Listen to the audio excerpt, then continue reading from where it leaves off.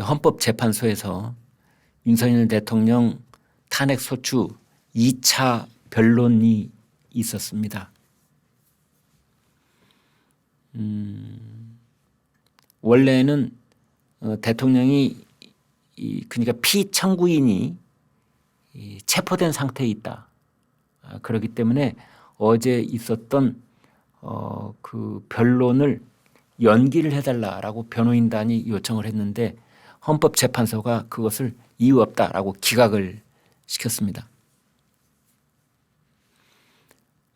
지금 이런 것에 대해서 권영세 국민의힘 비상대책위원장이 그런 말을 했죠.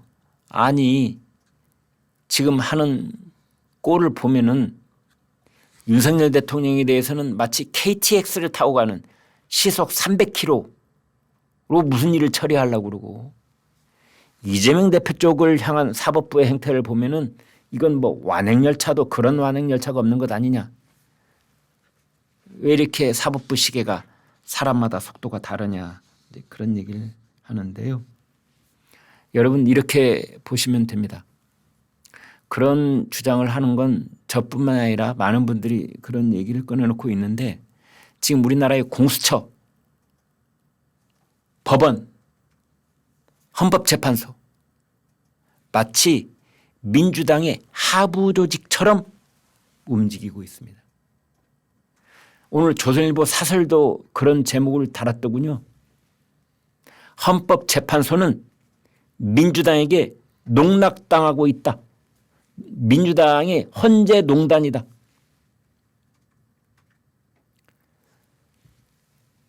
이준석 방통위원장 그제 탄핵 심판에 대한 변론이 종결이 됐습니다. 여러분 시간이 얼마 걸린 줄 아십니까? 무려 5개월이 걸렸습니다. 무려 5개월. 뭐 따질 게 뭐가 그렇게 많다고 무려 5개월이 걸렸습니다. 이준석 방통위원장이 임명받아서 업무 시작한 지 며칠 만에 탄핵된 줄 아십니까? 이틀 만에 탄핵이 됐습니다. 이틀 만에. 아니 새로운 국가기관장이 이틀 동안에 무슨 일을 했다고 그런 탄핵도 있습니까? 그런 탄핵도 있습니까? 이틀 동안에 무슨 일을 했고 이틀 동안에 한 일에 대해서 따질 게 뭐가 있다고 그게 5개월을 질질 끈단 말입니까? 이것은 헌법재판소가 오로지 민주당의 눈치를 봤다고밖에 말할 수 없는 겁니다. 결론이 났어도 진즉이 났어야 될 겁니다. 차라리 각하를 시켰어야 되죠. 각하라고 하는 것은 따지지도 묻지도 말고 너희들 성립 요건이 안 돼. 아니 이틀밖에 일한 사람한테 탄핵이 뭐야 탄핵이 갖고 가. 이게 각하고요. 기각이라고 하는 것은 들여다보고 이것저것 따져보고 결정을 내리는 게 기각 아닙니까? 진즉에 각하를 하든지 아니면 하다못해 기각이라도 엊그제 했어야 되는데 그것도 안 하고 선고 기일조차 발표를 안 했어요. 변론은 끝났다면서 이준석 방통위원장에 대해서 탄핵소추안을 인용할 것인지 기각할 것인지 언제 하겠다는 말조차 없습니다. 우리 헌법재판소는. 이런 헌법재판소 그리고 윤석열 대통령이 변론을 지금 체포 상태에 있으니까 좀 미뤄달라. 처음에 헌법재판소는 윤석열 대통령의 변론 기일을 5개를 한꺼번에 발표를 했어요. 체포영장이 집행이 된다 안 된다 그 혼란스럽고 시끄러운 마당에 변론 기일을 5개를 한꺼번에 발표를 했어요. 이런 경우가 어디 있습니까? 아무튼 그래도 어제 오후에 헌법재판소 대심판정에서 변론이 있었습니다. 이제 국회 쪽에서도 사람들이 나와서 얘기를 하고 윤 대통령 측 변호인단도 나와서 얘기를 하고 이렇게 되는데요. 전체적으로 3시간 20분쯤 이제 걸렸습니다. 국회 쪽에서는 윤 대통령을 헌법의 적이다 라고 했고 윤 대통령 쪽에서는 야당이 정권을 탈취할 목적으로 탄핵을 한 것이다. 이렇게 말했습니다. 한 가지 여기서 아주 중요한 걸 짚어드리겠습니다. 오늘 아침 어떤 언론도 이 부분을 짚고 있지 않아서 저는 참 의아스럽게 생각하는데요. 그게 뭐냐면 국회 쪽 대리인들, 이건 형사재판인 경우에 검사 쪽을 말합니다. 파워포인트 PPT라고 그러죠. 그걸 30장을 해가지고 대심판정 대형 스크린에다가 그걸 이렇게 쏘아가면서 이제 했다고 그래요. 근데 거기서 가장 요점 중에 요점이 뭐냐면 국회를 봉쇄하려고 했다. 계엄 선포로. 이것이 국헌 문란이다. 이렇게 말했거든요. 제가 한 말이 아니고 국회 쪽 대리인들이 말하기를 국회를 봉쇄하려고 했고 윤석열 대통령이 그것이 국헌 문란이다라고 말했습니다. 이거는 국회 쪽에서 치명적인 오류를 범하고 있는 겁니다. 왜 그러느냐? 이 국헌 문란이라는 말은 헌법에 나오는 말이 아닙니다. 이 국헌 문란이라는 말은 형법 제87조 내란죄 부분에 나오는 말입니다. 형법 제87조 내란죄 부분에 뭐라고 되어 있느냐? 국토를 참잘하거나 국헌을 문란시킬 목적으로 폭동을 일으킨 자가 내란죄를 일으킨 것이다 라고 되어 있는 겁니다. 그런데 여러분 잘 아시다시피 국회 쪽 변호인단은 내란죄를 다투지 않겠다. 헌법재판소에서. 그렇게 선언했잖아요. 헌법재판소 대심판정에서 지난번 1차 변론 때 그렇게 선언을 했잖아요. 자기네들 입으로. 내란죄는 얘기하지 않겠다. 그런데 국헌문란이라니. 국헌문란이라는 말은 그러니까 그 사람들은 대통령의 계엄 선포가 헌법에 위배되는지 여부만 다투겠다고 그랬거든요. 내란은 공수처한테 맡겨놓겠다. 그건 형사 수사 재판은 그쪽에서 알아서 하고 이쪽 탄핵 심판은 빠르게 진행하기 위해서 위헌 여부만 다투겠다. 그랬지 않습니까? 그래 놓고 2차 변론 때 국회 쪽 변호사가 나와서 한다는 말이 국회를 봉쇄하려고 했으니까 국헌문란이라니. 이 사람들은 말이죠. 자기 스스로 자기 발목을 묶는다는 것을 알아차리고 있는 건지 없는 건지.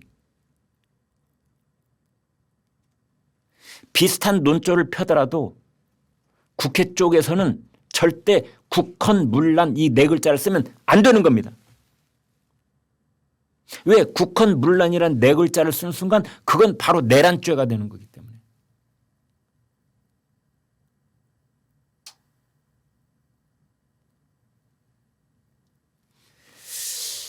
그래서 자기들 입으로 뺀다고 해놓고 또 막상 헌재 변론이 시작되니까 국헌문란을 저렇게 되풀이해서 말하고 있는 이 행태, 그것을 윤 대통령의 대리인단은 왜 그 자리에서 날카롭게 지적을 하지 않는지 그 점도 답답합니다.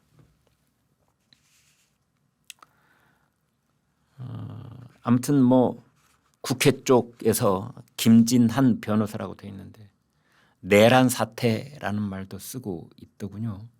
아무튼 국회 쪽 대리인단들 똑똑히 들으세요. 국회 쪽 대리인단들. 당신들의 말이 수미 쌍관 1차 변론 때 내란죄를 다투지 않겠다라고 했기 때문에 당신들은 내란이란 말에 니은자도 꺼내서는 안 되고 국헌문란이라는 기역자도 꺼내서는 안 되는 겁니다. 그렇지 않으면 당신들은 자승자박의 우를 범하고 있는 거고 이것은 탄핵소추안이 기각되어야만 하는 그 근거로 쌓이게 되는 겁니다.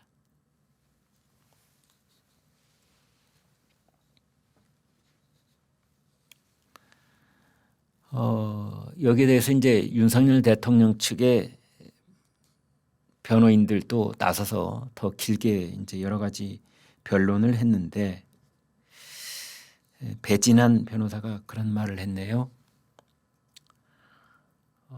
국회의원들 체포가 없었다. 유혈 사태도 없었다. 평화적 계엄이었다. 이렇게 변론을 했는데, 저는 이런 말도 좀 어설퍼 보입니다. 윤 대통령 측 변호인단들이 이렇게 물에 술 탄 듯 술에 물 탄 듯 어영부영 빠져나가려고 하는 듯한 그런 변론을 펼 필요는 없다고 봅니다. 아니, 이 세상에 평화로운 계엄이 어디가 있어요? 비상계엄이라고 하는 것은 기존의 시스템으로는 도저히 해결될 가망이 없기 때문에 군대라고 하는 이 헌법이 규정한 바 병력으로서 헌법 77조 계엄 선포에 관한 그 항목을 보면은요, 대통령이 병력으로서 계엄을 선포한다고 되어 있습니다. 군대를 동원하라고 되어 있습니다. 합참의 계엄과가 있습니다. 그 합참 계엄 내규에 보면은요, 7개 사단의 병력을 동원할 수 있게 되어 있습니다. 한 개 사단 병력이 대개 12,000명에서 15,000명쯤 됩니다. 7개 사단 병력이면은요 10만 명입니다. 우리나라 헌법과 법률은 대통령이 비상계엄을 선포할 때는 10만 명에 이르는 병력을 동원할 수 있다고 되어 있는 겁니다. 그리고 시스템에 의해서 평화롭게 여야 협치를 통해서 하다 안 되니까 비상계엄을 선포하는 겁니다. 대통령이 더 이상 놔둘 수 없다. 이대로 가만히 있을 수는 없겠구나. 심지어 검사 판사까지도 탄핵을 하는 걸 봐서 이제 이거는 이대로 놔뒀다가는 나라가 박살이 나겠구나. 나라의 근본이 와해가 되겠구나. 이런 판단을 누가 하느냐. 계엄법에 관한 계엄법 그 입헌 취지를 보면은 그 판단은 대통령이 하는 겁니다. 여론조사로 판단하는 것도 아니고 야당에게 물어서 계엄을 선포하는 것도 아니고 뭐 국민의힘 의원총회를 통해서 의결한 다음에 계엄을 선포하는 것도 아닙니다. 거기에 대한 판단은 오로지 대통령이 하도록 입헌 취지가 되어 있는 겁니다.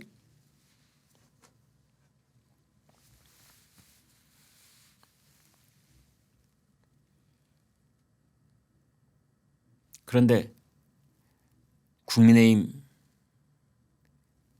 아니 이 대통령 측 변호인단이 헌법재판소 대심판정에 나와서 한다는 말이 우리가 국회의원을 체포한 건 아니잖아요. 평화적인 계엄이었잖아요.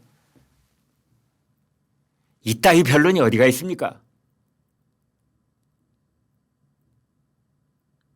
비상계엄이라는 말은 그래서 비상인 겁니다. 그래서 비상계엄이 되는 겁니다. 그래서 군대를 동원하라고 되어 있는 겁니다. 왜? 여의도 국회의원들 손에 놔둬서는 절대로 해결할 기미가 없다고 대통령이 판단하기 때문에 주어진 대통령의 고유한 비상대권인 겁니다. 자, 이게 옳으냐 그르냐는 헌법재판소에서 재판관들이 나중에 최종적으로 결정할 문제겠지요. 그걸 제가 미리 예단을 하거나 제가 무슨 권한이 있다고 그것을 월권을 해서 이건 이렇다 저렇다 미리 결정을 내리겠습니까? 그건 저하고는 아무 관계가 없는 그건 오로지 헌법재판소가 내릴 결정이라고 놔둬야 되는 것이고, 그러나 대통령의 변호인단은 이따구로 얘기를 해서는 안 되죠. 대통령의 계엄이 정당했다는 것을 얘기를 하려면 여야 협치를 통한 국회 특히 더불어민주당 이 거대 야당을 그 입법 독재,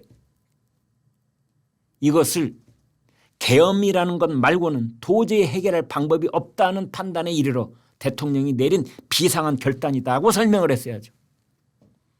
그리고 계엄법과 헌법과 또 합참에 있는 계엄 내규에 따라서 그래서 부득이 병력이 동원되는 것이다 라고 설명을 했어야죠.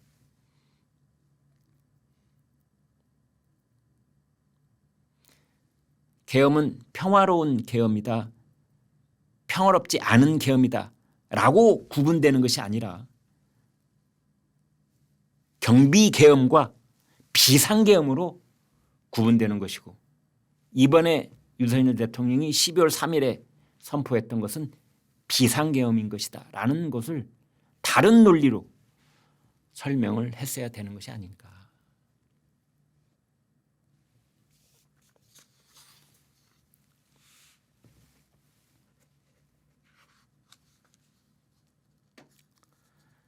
윤석열 대통령 측 조대현 전 헌법재판관은 이런 말을 했습니다. 공산주의 좌익 세력이 국회의 과반을 탈취했기 때문에 윤석열 대통령이 헌법 질서를 회복하려고 했던 것이다. 이런 부분도 저는 좀 걱정스럽습니다.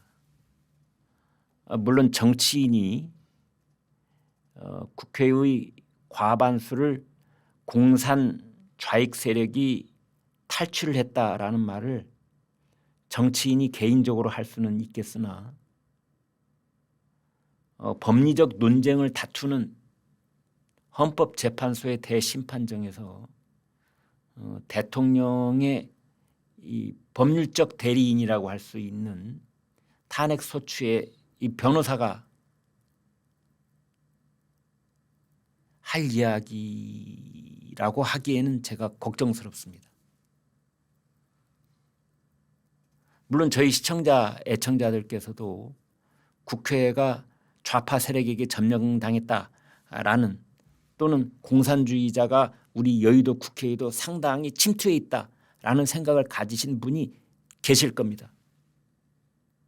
그러나 그것은 정확하게 어떤 근거와 과학적 또는 법리적 그런 뭔가를 동원할 수 있는 그런 발언은 아직은 그 단계가 아닌 겁니다. 그렇다면 헌법재판소의 대심판정에서 대통령을 대신한다는 이 법률 대리인들도 이런 말들은 조심스럽게 선별을 했어야 될 그런 발언이라고 저는 생각합니다. 헌법재판소에서 이루어지고 있는 건 하루 종일 국민들한테 생중계가 되고 있습니다. 영상이 다 있습니다. 그 중도 쪽 또 합리적이고 건전한 보수 쪽에 계시는 분들이 이런 말이 대통령의 대리인을 통해서 나올 때 심정적으로는 공감을 하더라도 또는 이성적으로는 좀 걱정스러운 걸 이렇게 생각하시는 분들이 있을 거라고 봅니다.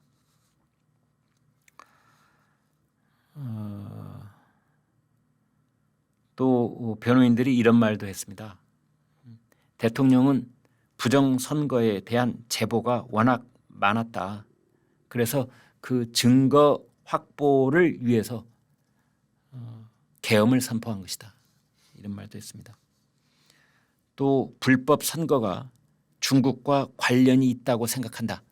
라는 말도 했습니다. 오늘 아침에 조선일보가 단독으로 인터뷰를 한 영김이라고 여성 하원 의원이고요. 한국계입니다. 12살, 13살 때 미국으로 이민을 가서 지금은 63세가 된 여성 정치인이 있습니다. 하원 의원의 3번째 당선이 됐고 이번에 그 미국 하원의 그 외교위원회 동아태 소위원장이 됐더라고요. 여러분 이거 막강한 자리입니다. 네. 미국의 극동아시아 전략을 상당 부분 주무르는 그런 자리거든요. 미국 하원 동아태 소위원장 이 영김이 됐는데 그 영김도 이런 한국의 탄핵 국면 등등에 대해서 중국의 어떤 악의적인 영향력 행사가 있겠느냐라는 것에 대해서 충분히 가능하다고 본다. 뭐 이렇게 얘기를 했더라고요. 뭐 근거를 가지고 있다는 얘기는 아닌데 아무튼 대통령 변호인들이 그렇게 말했습니다. 그런데 여기서 중요한 헌법재판소의 오류가 하나 있습니다.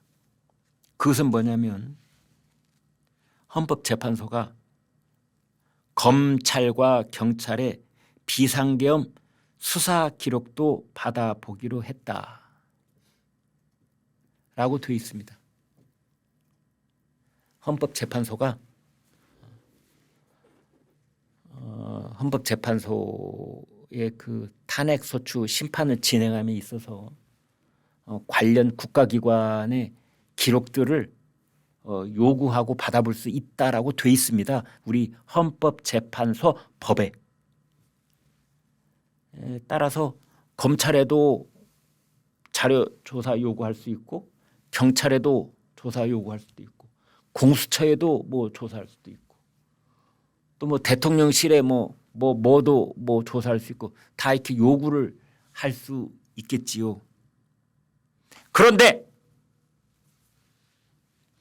바로 그 헌법재판소법 제32조에 보면 뭐라고 돼 있느냐? 재판, 소추, 수사가 진행 중일 때는 사건 기록 송부를 요구할 수 없다.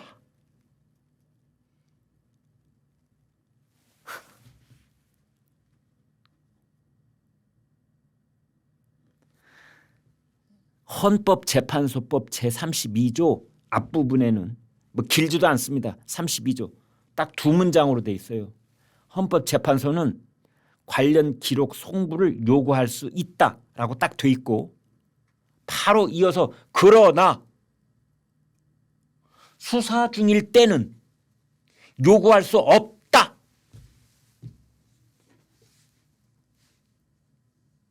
이렇게 돼 있습니다. 지금 윤석열 대통령 계엄, 윤석열 대통령 체포, 윤석열 대통령의 내란 이 혐의들 수사 중이잖아요. 수사 중이잖아요. 아직 구속영장 치지도 않았잖아요. 기소는 고사하고. 기소가 돼야 수사가 종료가 된 거죠. 기소는 언제 될지 모르잖아요. 기소 전까지는 수사 중이잖아요. 그래서 기소 전까지는 검찰에 공수처에 검찰입니다. 이번에는 아마 공수처에서 검찰로 이첩을 할 것 같은데 검찰에 공소장이 나오기 전까지는 수사 중인 겁니다. 그러면 헌법재판소는 기록을 이첩해달라 요청할 수 없다라고 헌법재판소법 자기들 법에 되어 있습니다. 그걸 요청을 했다네요. 근데 왜 이런 걸 윤 대통령 대리인단은 그 자리에서 바로 지적하지 않습니까? 영상을 하나 보여드리겠습니다. 어제 그 헌법재판소 대심판정에서 윤석열 대통령 대리인단의 차기환 변호사가 저 옛날에 방송할 때 저희 뭐 고정 출연으로 많이 나오셨던 분인데 원래 변호사이셨는데 이번에 그 대통령을 대리하는 변호인단에 합류를 했습니다. 그분의 이야기가 있는 대목이 있어서 여러분과 공유해 보겠습니다. 영상 좀 준비됐으면 틀어주시기 바랍니다. 오늘 추가로 6차 기일을 2월 6일 오전 10시부터 하루 종일, 7차 기일을 2월 11일 화요일 오전 10시부터 하루 종일, 8차 기일을 2월 13일 목요일 10시부터 하루 종일 지정하려고 합니다. 일국의 대통령에 대해서 탄핵 심판을 하는데 아무리 형사 절차가 아니라 하더라도 피청구인에게도 인권이 있습니다. 어떻게 그 생각을 해보십시오. 1월 11일과 13일 같은 경우에 12일 하루가 깨 있습니다. 아침 10시부터 저녁 10시까지 신문을 해버리고 나면 그러면 13일 준비는 저희가 그 피청구인 뭐 접견 가는 것도 참 힘든 상황이 돼 있지만 어떻게 변론 준비를 합니까, 재판장님? 더군다나 오전부터 시작한다고 오전 오후를 다 하고 나면 변호인들도 로봇가 아닌데 어떻게 그 다음날 준비를 하고 그 다음에 또 와서 변론을 하고 그렇게 하겠습니까? 예, 재판부에서 평의를 거쳤고 평의를 거칠 근거는 전례 그리고 2월 6일부터 하루 종일 지정한다는 점을 종합적으로 했습니다. 그렇게 하겠습니다.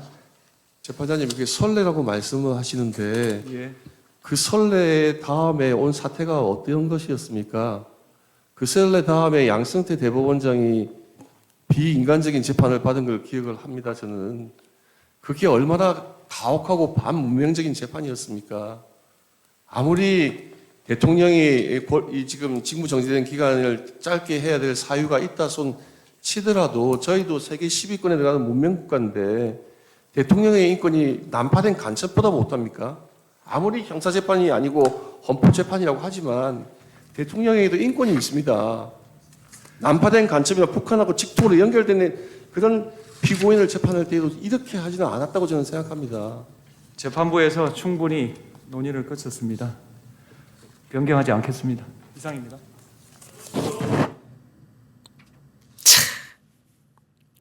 차계환 변호사 말 중에 대통령이 가진 인권이 난파된 간첩보다 못하다는 말입니까? 못합니다. 못합니다. 지금 난파된 간첩들 이런저런 재판받을 때 자기들 멋대로입니다. 재판부 기피 신청 내면 받아들여지고요. 뭐 연기 신청하면 받아들여지고요. 아주 뭐 간첩들 그 조직원들도 요즘 재판받을 때 보면은 인권 주장하고 뭐 국민 참여 재판 주장할 때도 있고 아주 떵떵거리면서 일자들 지들 맘대로 조절해가면서 그렇게 재판받습니다. 네, 지금 대한민국은 현직 대통령의 인권은 난파 간첩보다 못합니다.